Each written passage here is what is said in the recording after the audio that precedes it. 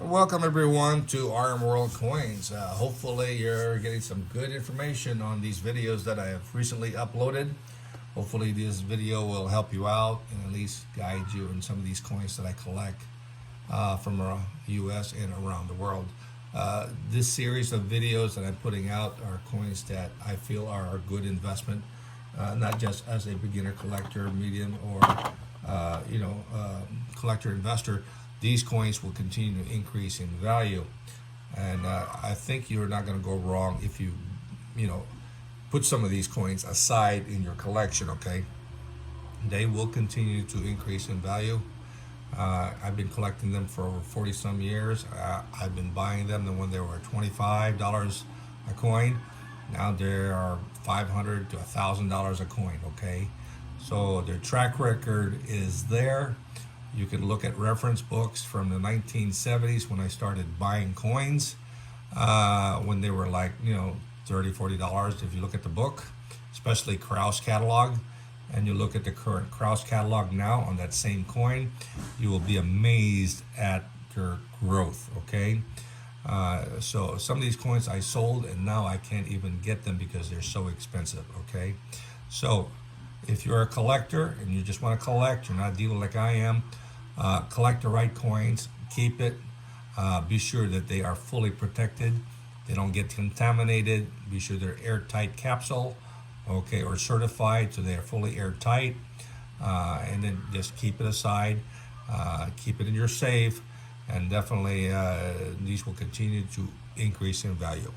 The next group of coins that we're going to look at is something that maybe you'll enjoy. Okay, I enjoy it, and these are my very popular coins. I do like I said, world and US coins. I do also error coins.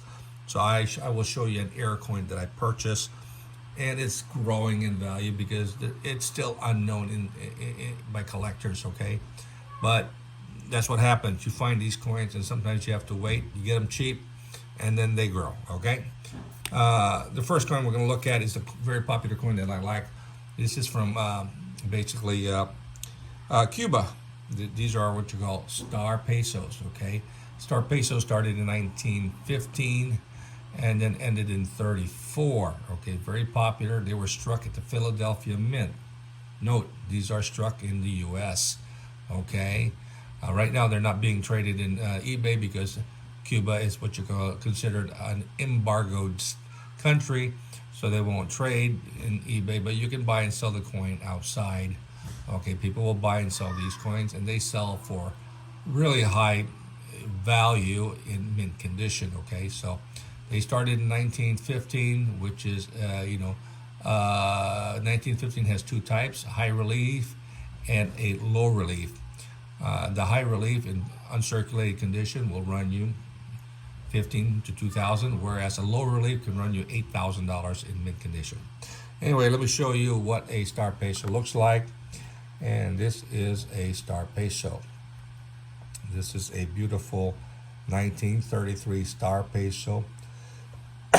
This is an uncirculated coin with nice luster and sharp lines on the star. This is what I considered a choice, brilliant uncirculated coin. And again, this is struck at the Philadelphia Mint.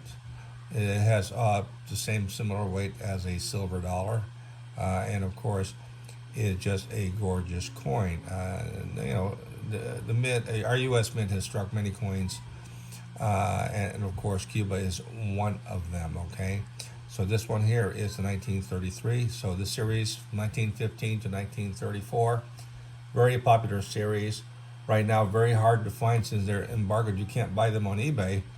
So sometimes you'll see this coin pop on eBay and it's sold immediately because otherwise it's pulled off. Okay. Many times before I put Cuba coins, and of course they pulled it off and then put me on restrictions. Okay, for 7 days. I've done that a few times, okay? But if you like Cuban coins, and which a lot of people do, this is a U.S. coin, basically. Okay, it's like the Hawaii coin. That was, it's part of the U.S. So if it's part of the U.S., there's a lot of appeal of collecting U.S. coins. So this is part of it. Just like the Philippine pesos from 1904 to 1912. That's part of the U.S. At that time, so it's highly collectible, okay? But we'll go through a few of those because I have a few that I will show you and why you need to collect those, okay? So this one here, 1933, it's got a pretty good size mintage, but majority of them got circulated and melted down, so a nice high mint state in 65, this should run you about a couple $1,000. In basic BU, it may run you, a couple $100. The rarest one, of course, the key date is the 1916 Star Peso, which could run about 5,000 or 6,000 in mint state 65 if it's certified by NGC or PCGS. I have a nice, mint state 62 for the 1915 and 1916, and I've got it listed for like, $3,000 to $5,000 depending on the year. And of course, the rarest of all is the transition coin, which is from the high relief 1915, which is the start of the 1915 series, to the low relief strike of the 1915. Okay, and of course, the low relief strike is a transition coin, which only a very few were struck.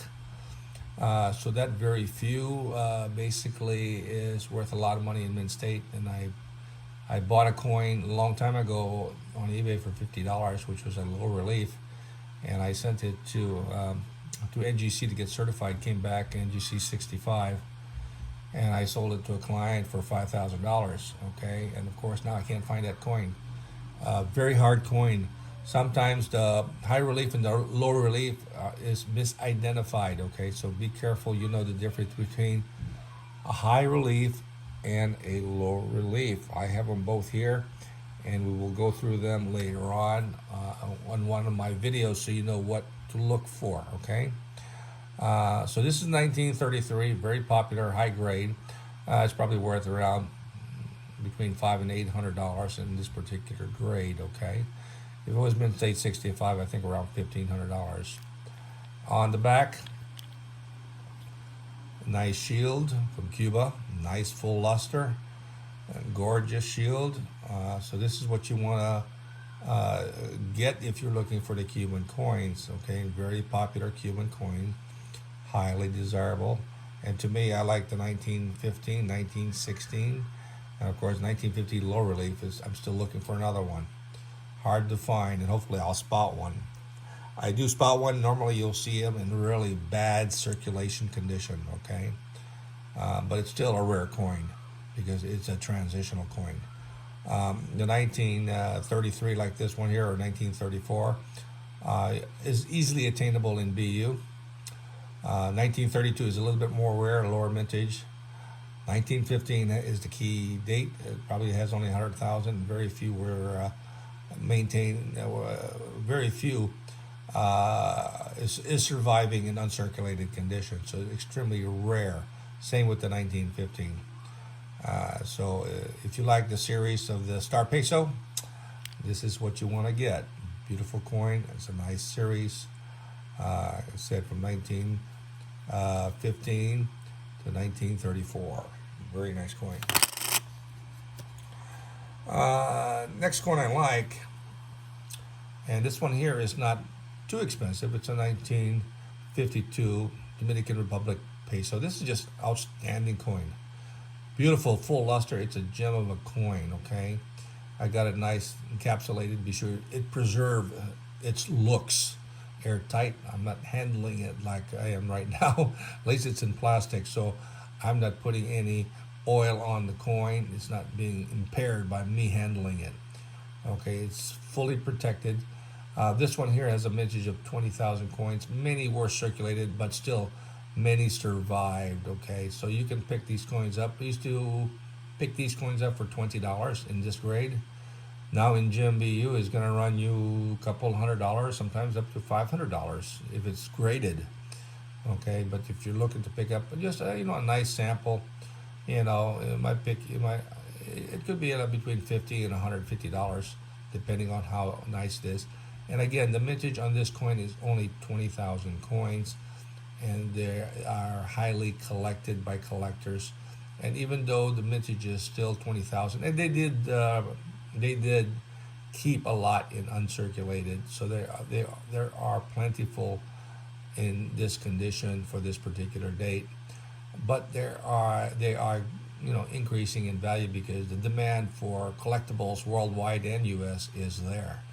Okay, people are diversifying their investment and they are putting it in rare coins, and even common coins. With this one here, they're still going up in value. So put one aside, and I'm pretty sure these will continue. And I buy as many of these as I can if I get a good deal. And definitely, it's a good deal when I pick them up for like 50, 75 bucks in Gem value. But now it's getting harder to do. Next coin I have.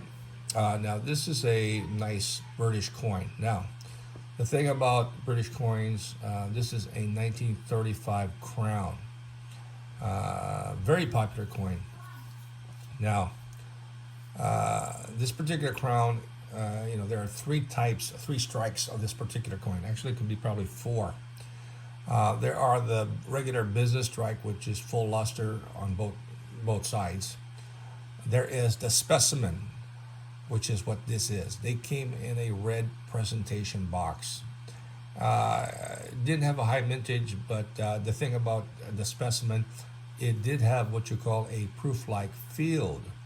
Okay, did have a luster field, and sometimes the device could be cameo or not. Okay, could be also proof-like. Okay, could be the background and the design were all both similar look. Okay, the proof-like look.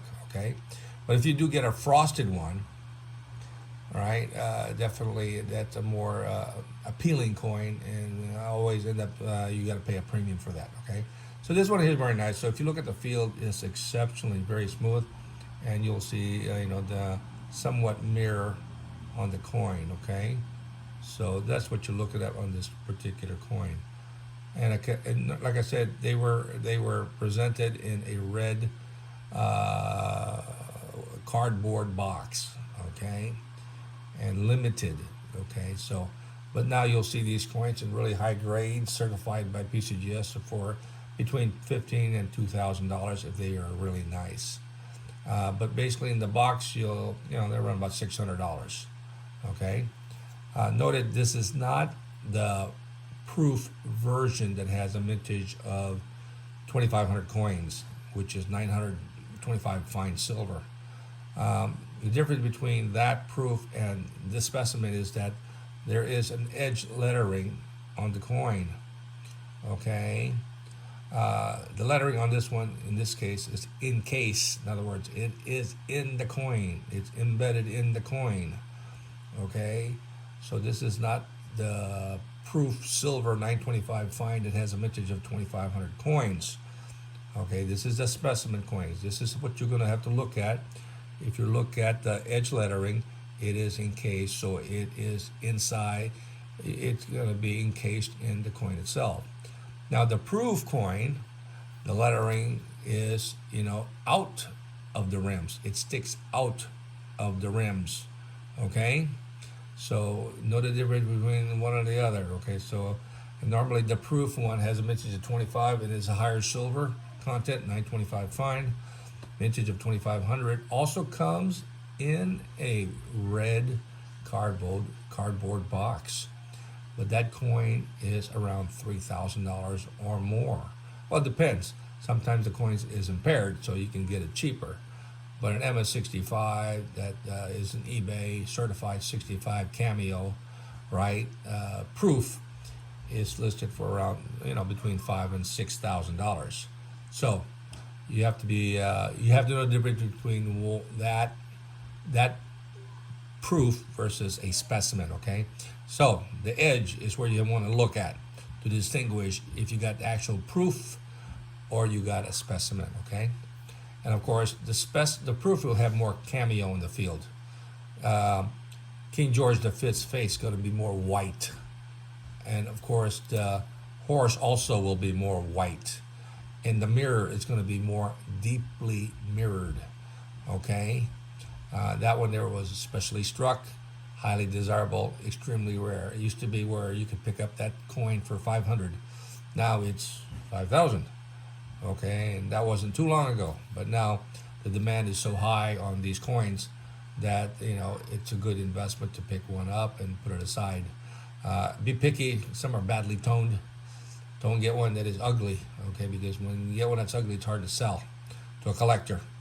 I don't care what you say about, oh, it's a rare coin, it's high grade, but if it's ugly, it's not going to do you any good to purchase a coin that's ugly, because you can't sell it. Okay, keep your money in your pocket. Okay, wait and find the right coin for your collection. Okay, because if you decide to buy it, you're going to end up discounting it just to get rid of it. Okay. I hate to say that, but it happens. I've come across it many, many times, and I've talked to a lot of collectors, and they buy stuff that are ugly, and I can't buy it. I got no buyers for it. I'll be out of business. Okay, it's just common sense. Okay, and I hate to pay money to you. All it's going to do for me is just sit around.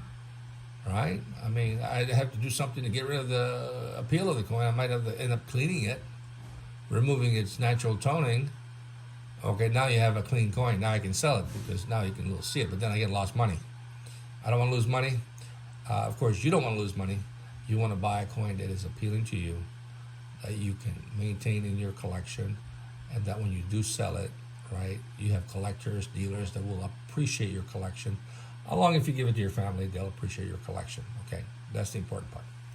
So, very important. So here you got 1935 Rocking Horse, 1935, very popular. Okay, pick it up if you're able to. Get the best grade. Oh, last one we have here is a very nice coin. Okay, now I like collecting error coins, and this is an error coin. This is from South Korea. This is the 10,000 won 1988 Olympic. Okay, now these were struck in 1987. Okay, again, as I mentioned, these were struck in 1987. The majority of these coins were struck in 1987. So, and of course, they had other coins, that were struck in 1988 and so forth and so forth. Okay, now when they struck this coin, they made a minor error. They kind of mismatched the reverse with this particular reverse, okay? Instead of putting a 1987 on the reverse of this particular coin, they put a 1988 on it instead, okay? So this says 1988 on the bottom. It should have said 1987, okay? Now, they did this in both the uncirculated version and the proof. I never see too many of the proof. Okay, this is the first one that I have encountered. Okay, but like I said, so now I have both types. I have the brilliant uncirculated error, and I have the proof version. As far as mintage, they're very small mintage. Okay, and of course, Korea doesn't recognize their coin as much as the U.S. or stuff like that. But if they did, it could be worth thousands of dollars. Okay. And so some of these coins are going for $500 to $600. When I bought this, I probably paid like $80, $90, because sometimes when they sell on eBay, they don't realize that this is an Air 1988 because it only says 88 in the front, but they don't realize that it should be 87 on the reverse. Okay, so if you're looking to hunt around eBay and then find this particular coin, you might get lucky and find one that says 88, which should say 87. And you're getting it at a cheap price, okay? So look out for this particular coin. It's still out there floating, and there's a lot of people that are not aware that the 88 is an error coin. It should read 87, okay?